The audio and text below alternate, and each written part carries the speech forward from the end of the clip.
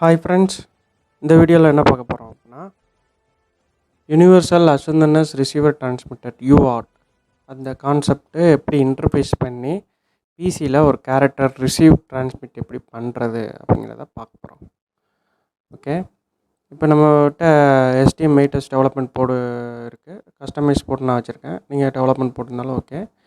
அடுத்து USB to serial converter ஒரு பிசியில் நம்ம இதை இன்டர்ஃபேஸ் பண்ண போகிறோம்.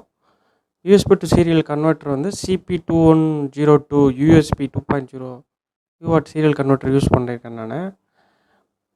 சீப்பாக எது கிடைக்குதோ அதை வாங்கி யூஸ் பண்ணிக்கலாம். இது 100 ரூபா வரும் ப்ரைஸு. இங்கே சென்னையில் வாங்கினீங்கன்னா 100 ரூபா வரும். அதில் RX, DX, கிரவுண்டு அதுதான் இம்பார்ட்டன்ட்டு. அந்த 3 மட்டும் இருக்கிற மாதிரி. இப்போ ஹார்ட்வேர் ஃப்ளோ கண்ட்ரோலும் இதில் பண்ணலாம். பட் நம்ம ஹார்ட்வேர் ஃப்ளோ கண்ட்ரோல் இப்போ பண்ணலை. சாஃப்ட்வேர் ஃப்ளோ கண்ட்ரோல்லாம் பண்ண போகிறோம். அந்த 3 இன்புட்டு தான் வெரி வெரி இம்பார்ட்டன்ட்டு. அதோட கனெக்ஷன் வந்து நான் இங்கே கொடுத்துருக்கேன். இப்போ பிசியிலேருந்து நம்ம கனெக்ட் பண்ணும்போது பிசியில் இருக்கிற TX வந்து கண்ட்ரோலருக்கு RXக்கு போகணும். பிசியில் இருக்கிற RX வந்து கண்ட்ரோலர் DXக்கு போகும். இப்போ இன்டர்ஃபேஸ் பண்ணிவிட்டு ஹாய் எம்படட் ஐக்கானுங்கிற ஒன்று டிரான்ஸ்மிட் பண்ணுறேன். அதே மாதிரி பிசியில் ஒன்று கேரக்டர் வாங்குகிற கேரக்டரை வந்து நான் அப்படியே கண்ட்ரோலர் ரிட்டர்ன் பண்ணுறேன். கண்ட்ரோலர் என்ன ரிசீவ் பண்ணியிருக்குங்கிறதையும் டிஸ்பிளே பண்ணி காட்டுறேன் நான். UARTோட block diagram, UART, TX, RX, கிளாக்கு 3 இது இம்பார்ட்டண்ட்டாக இருக்குது. இதில் இந்த TX, RXை மட்டும் நம்ம இப்போ ஃபோக்கஸ் பண்ணுவோம். TXயில் வந்து அதிலே வந்து டிரான்ஸ்மிட் டேட்டா ரெஜிஸ்டர் இருக்கும். ரிசீவில் வந்து ரிசீவ் டேட்டா ரெஜிஸ்டர் இருக்கும் தனியாக. அது ஷிஃப்ட் ரெஜிஸ்டரில், அதாவது ஆட்டோமேட்டிக்காக நம்ம என்ன டேட்டாவை நம்ம டிரான்ஸ்மிட் பண்ண போகிறோமோ அந்த டேட்டாவை வந்து இந்த டிரான்ஸ்மிட் டேட்டா ரெஜிஸ்டரில் போட்ட உடனே அது வந்து ஷிஃப்ட் ரெஜிஸ்டர் வழியாக உங்களுக்கு வந்து வெளியே அவுட்டில் உங்களுக்கு DX பின்னுக்கு போயிடும். அதே மாதிரி வெளியிலேருந்து வர்றது வந்து டைரெக்டாக வந்து உங்களுக்கு ஷிஃப்ட் ரெஜிஸ்டரில் வந்து உள்றது வந்து ரிசீவ் டேட்டா ரெஜிஸ்டருக்கு போகும். அதை வந்து கண்ட்ரோலர் வந்து ரீட் பண்ணி உங்களுக்கு கீழே வந்து அதோட கன்ஸ்ட்ரக்ஷன் இதோட மெயின் கண்ட்ரோல் எல்லாமே பேஸ் பண்ணி இருக்கிறது வந்து உங்களுக்கு UART configuration, guard time registers, UART baud rate generator. இப்போ பாட் ரேட் ஜென்ரேட்னால் எந்த பாட் ரேட்டில் நம்ம கம்யூனிகேட் பண்ண போகிறோம். பாட் ரேட்னால் பிட் பெர் செகண்ட்ஸ். அது எவ்வளோ இதில் நம்ம ஜென்ரேட் பண்ண போகிறோம். காமனாக 9600, ஹையஸ்ட் வந்து 1,15,200. இப்போ எப் மாஸ்டர்லேருந்து வர்றது கிளாக்கை வந்து நம்ம பாட் ரேட் ஜென்ரேட் வழியாக அந்த பாட் ரேட் எவ்வளோங்க டிட்டர்மின் பண்ணி அதில் ஒரு வேல்யூஸ் நம்ம புட் பண்ணோன்னா, டிவைடர் வேல்யூ எவ்வளோங்கிறத போட்டோன்னா புட் பண்ணோன்னா அதுக்கேற்றபடி உங்களுக்கு பாட் ரேட் வந்து உங்கள் டிட்டர்மின் ஆகிடும். அது டிரான்ஸ்மிட் கண்ட்ரோலுக்கும் வரும், ரிசீவ் கண்ட்ரோலுக்கும் வரும். உங்களுக்கு ஒரே பாட் ரேட் தான் டிரான்ஸ்மிட்டுக்கும் ரிசீவுக்கும் வரும். இப்போ அதிலேருந்து இந்த control distance by using CR1, CR2, CR3 இதை யூஸ் பண்ணி நம்ம வந்து இப்போ சாஃப்ட்வேர் கண்ட்ரோல் மட்டும்தான் பண்ணுறோம்.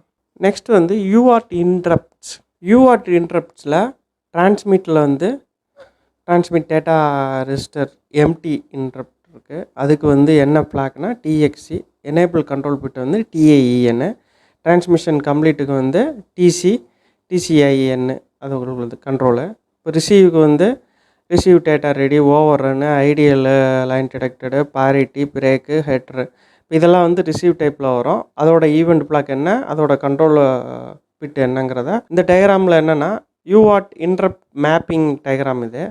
இதில் வந்து இப்போ ஃபஸ்ட்டு டிரான்ஸ்மிஷன் பார்த்தோம்ல, அந்த TCயும் TCINனும் ரெண்டுமே எனேபிளாக இருந்துச்சுன்னா AND கேட்டில் ட்ரூவாக இருக்கும். அது வந்து உங்களுக்கு OR கேட்டில் அப்போ இன்டரப்ட் வந்து அக்யூரேட் இருக்குது அப்படின்னு வரும். எந்த இன்டரப்ட் நம்ம செக் பண்ணிவிட்டு அந்த இன்டரப்டாக என்னென்னு பார்த்துக்கலாம். ஏன்னா இதிலே 2 இன்டரப்ட் இருக்குது. DX இன்டரப்ட் இருக்குது, TC இன்டரப்ட் இருக்குது.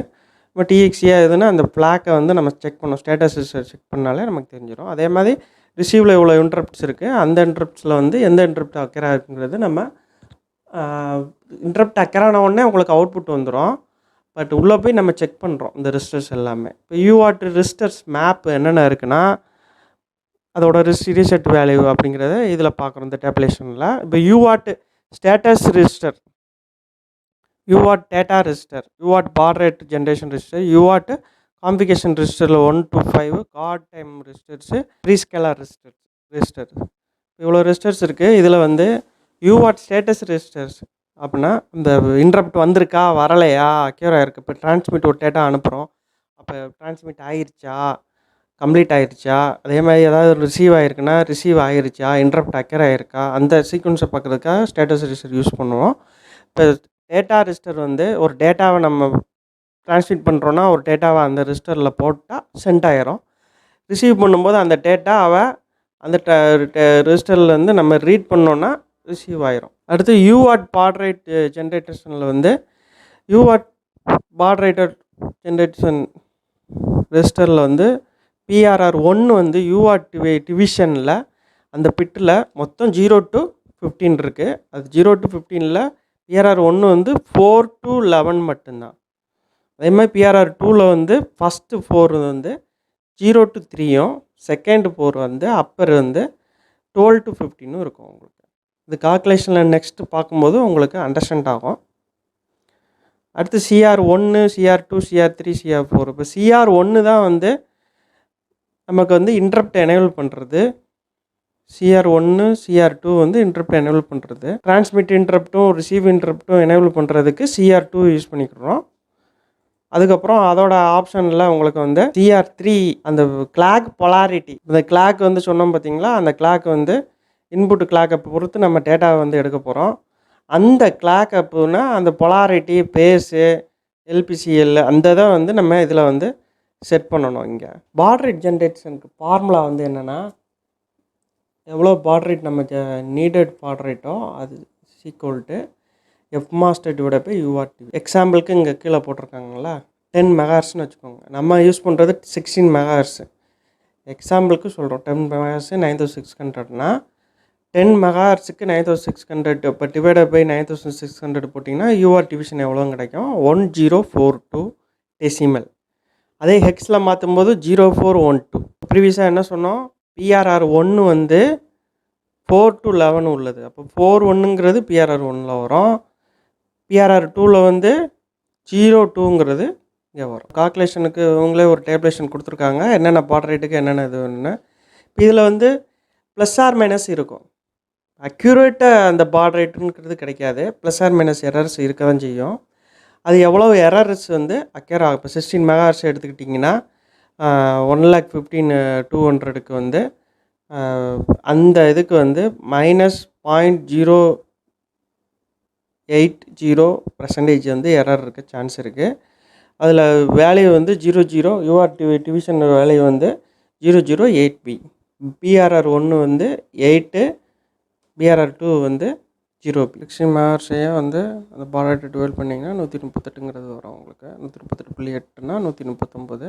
139 வேல்யூ பார்த்தீங்கன்னா 080B அப்படிங்கிறது இங்கே லோட் பண்ண வேண்டியது. அப்போ 008Bங்கிறது வேல்யூ வரும். அப்போ அதோட வேல்யூ வந்து இப்போ இந்த பிட் பொசிஷனை அப்படியே பாருங்கள். 0Bங்கிறது முன்னாடி உள்ள 16 பிட்டில் வந்து MSB 8 பிட் வந்து 0 தான். லாஸ்ட் உள்ள பிட்டு 8B. அப்போ ஃபஸ்ட்டு உள்ள அந்த 4 பிட் வந்து B, பின்னாடி உள்ளது 0. இப்போ 0B.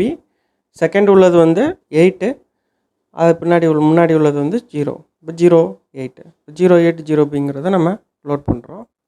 கோடிங்கில் பார்த்திங்கன்னா ப்ரீவியஸாக எப்படி நம்ம ஒர்க் பேஸ் எப்படி ஓப்பன் பண்ணுறது புதுசாக எல்லாமே வந்து ப்ரீவியஸ் டுட்டோரியல் வீடியோஸ் பார்ட் 1லேருந்து பார்த்துருக்கோம். அதை நீங்கள் ஃபாலோ பண்ணிட்டீங்கன்னா இது ஈஸியாக இருக்கும் உங்களுக்கு. இப்போ இனிஷியல் ஹார்ட்வேர் இன்ஸ்டாலேஷனில் வந்து கிளாக்கு பண்ணியிருக்கோம். போர்ட் வந்து D தான் வந்து இங்கே வந்து UART 1 வந்து இன்டர்ஃபேஸ் பண்ணியிருக்கு. இப்போ கண்ட்ரோலர் பின் டீட்டெயில் பார்த்தீங்கன்னா PD5க்கும் PD6க்கும் TX RX. இப்போ DXங்கிறது அவுட்புட்டு, RXங்கிறது இன்புட்டு. ஓகே, அப்போ ப்ரோக்ராமில் போகும்போது நீங்கள் அதோட வேல்யூ என்னென்னு பார்த்தீங்கன்னா அதோட வேல்யூ என்னென்னு பார்த்தீங்கன்னா 20. ஓகே, அப்போ Xல் 20ங்கிற வேல்யூ நான் லோட் பண்ணிக்கிறேன்.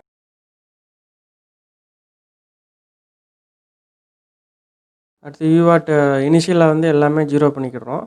அடுத்து PRR1 PRR2வில் வந்து வேல்யூஸ் வந்து நம்ம கால்குலேட் பண்ண வேல்யூ பாட் ரேட் வேல்யூ வந்து லோட் பண்ணிடுறோம்.